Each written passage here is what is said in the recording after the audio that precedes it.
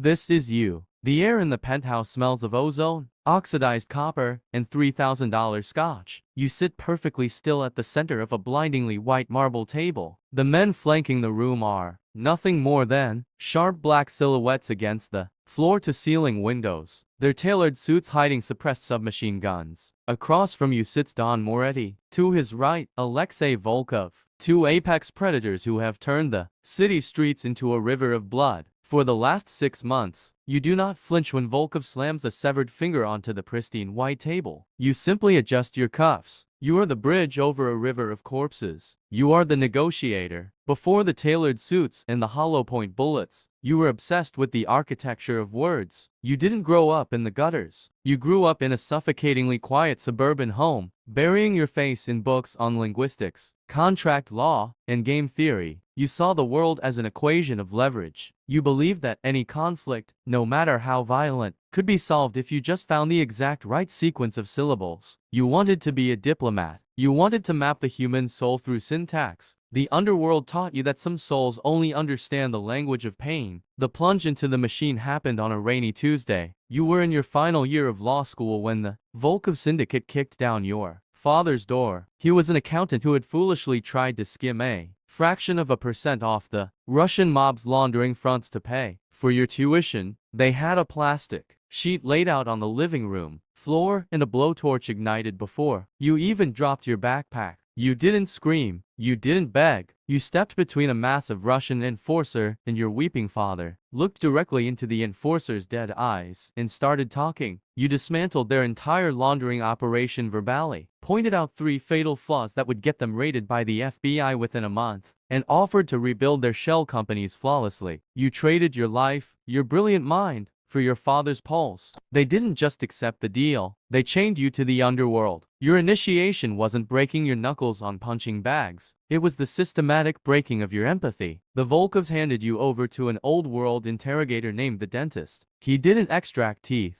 He extracted truths. For 3 months in a damp basement, you were subjected to sensory deprivation, mock executions, and polygraph beatings until your resting heart rate dropped to an unnatural 40 beats per minute. You learned to read the micro-tremors in a man's jaw, the dilation of pupils in a dark room, the exact scent of adrenaline sweat. You didn't survive it alone. The syndicate is a meat grinder, but inside it, you formed an unbreakable triad. 3 friends. There is Atlas, the muscle. He is a towering, silent giant who casts a long, terrifying shadow. He always stands right behind your chair, immovable, his height alone intimidating the room. Then there is Cypher, the ghost in the machine. He sits in the blind spots, monitoring heart rate sensors embedded in your watch and feeding you live audio through a microscopic earpiece. The 3 of you are an ecosystem. You are the voice. Atlas is the shield. Cypher is the omniscient eye. The escalation is subtle, then sudden. The Moretti family pushes into Volkov territory, and the bodies start dropping. Your value skyrockets. You aren't just an accountant anymore. You are the neutral ground. You broker ceasefire lines in underground parking garages. Smelling of exhaust and fear, you negotiate weapons trades where a single wrong glance means 30 men open fire. You don't use a gun. You use tactical psychology. During a tense standoff at the shipyard, when a Moretti captain pulls a Glock on you, you don't raise your hands. You calmly slide a manila folder across the hood of a car. Inside are high-resolution photos of the captain's secret second family in Connecticut. You don't threaten him. You simply explain the mathematical probability of the Volkovs finding that house. If the deal falls through, the gun drops. The deal is signed. You win. But every victory carves another piece of your humanity away. The brotherhood between you, Atlas, and Cypher deepens in the shadows. Late at night, sitting in a dimly lit diner smelling of stale grease, the 3 of you share a single pot of black coffee. Atlas, usually a statue,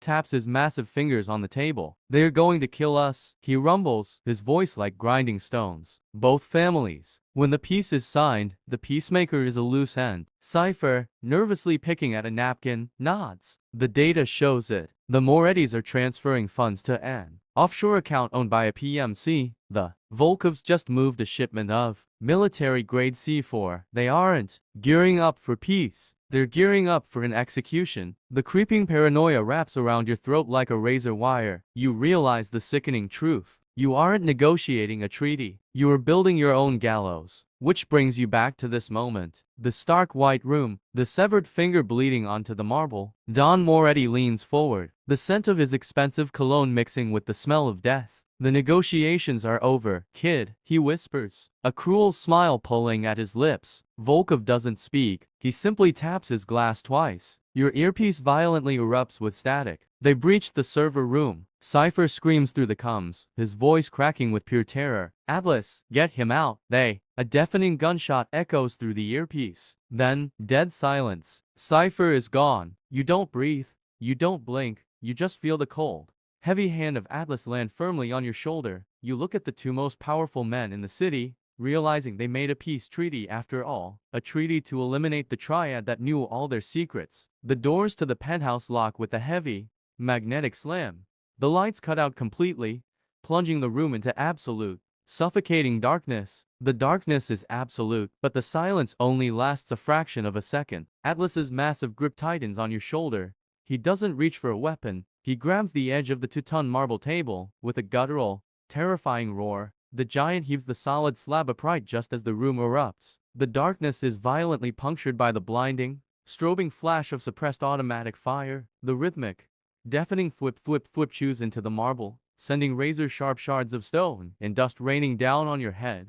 The smell of cordite and vaporized blood instantly suffocates the scent of expensive cologne. You are kneeling in the dark behind the ruined table. Your earpiece is dead quiet. Cypher is gone. In the flashing light of the muzzle flashes, a memory burns into your mind. A Polaroid Cypher took of the three of you just last week. Atlas standing tall, an immovable mountain casting a long shadow. Cypher sitting beside him, adjusting his glasses, and you taking the empty space on the other side. Completing the picture, a perfect, unbreakable unit. Now, the picture is burning. Atlas drops to one knee beside you. Even over the smell of gunpowder, you catch the hot, metallic scent of his blood. He has taken 3 rounds to the torso, shielding your flank. He is breathing in heavy, wet rasps. Time to talk, Atlas grunts, a bitter, blood-choked laugh escaping his lips. No, you whisper, your voice ice cold. Time to calculate. You didn't walk into a room with the apex predators without factoring in the mathematics of betrayal. You slide your hand into your tailored jacket and pull out a sleek, black detonator. You don't negotiate with bullets. You negotiate with leverage. You press the switch. The reinforced floor-to-ceiling glass behind you doesn't just break. It completely blows outward. Pre-planted breaching charges sever the steel framing. The violent vacuum of the city night instantly sucks the smoke, the table, into a Volkov's gunmen out into the freezing 50-story drop. The wind howls through the penthouse like a dying animal. Go, Atlas growls, using his massive frame to push you toward the shattered precipice. He stands up to his full, towering height, drawing to heavy revolvers. He is the anchor, and he is cutting the line to save the ship. You look at him. The logic processor in your brain screams at you to run, but the shattered remnants of your human heart freeze your blood. Atlas, jump, you brilliant son of a bitch, he roars, firing into the darkness. You dive through the shattered window frame just as a hail of bullets tears through the space you occupied a second ago. You hit the maintenance scaffolding you had rigged exactly 3 floors down, rolling hard across the freezing steel grating. The impact cracks 2 of your ribs and shreds your tailored suit. But you don't stop. As you scramble toward the service elevator, you look up. You see the strobe of gunfire illuminate Atlas's towering silhouette one last time. Then, a blinding orange flash and a concussive shockwave that rattles your teeth. He detonated his own vest. Atlas is gone. The descent to the alleyway is a blur of adrenaline, tearing muscles, and cold, stinging rain. You hit the pavement, your hands slick with your own blood and the ash of your best friend. You lean against the damp brick wall, gasping for air, the cold reality settling into your bones. You are the only one left. You pull out your secondary phone, a burner. You dial a 12-digit sequence. Voice recognition required. A sterile, automated voice chimes over the speaker. Execute the cipher protocol, you whisper. You didn't just rebuild their shell companies to hide their money. You built a microscopic, undetectable backdoor into every offshore account, every crypto ledger, every hidden asset Moretti and Volkov owned. You hit confirm. High above you, in the ruined penthouse, you know what is happening. The phones of every captain, lieutenant, and enforcer in both families are lighting up. Their accounts are draining to zero. The money is being systematically erased, redistributed to thousands of untraceable ghost accounts across the globe. Without money, loyalty in the Mafia evaporates in exactly 3 minutes. You didn't shoot Don Moretti or Alexei Volkov, you just bought a city-wide bounty on their heads, funded by their own stolen empires. They will be hunted down and butchered by their own starving dogs before the sun rises. You walk out of the alleyway and into the neon-lit streets of the city. The rain washes the blood from your knuckles. You are a ghost. You survived the meat grinder. You hold the entire financial power of the underworld on a flash drive in your pocket. But as you walk past a diner window, catching your reflection in the glass, you stop. You are a tall, hollow silhouette standing in the cold. You look at the empty space to your left and the empty space to your right. The mathematics are finally perfect. There are no loose ends, no liabilities. You are the absolute master of the game, and you have never felt more devastatingly empty.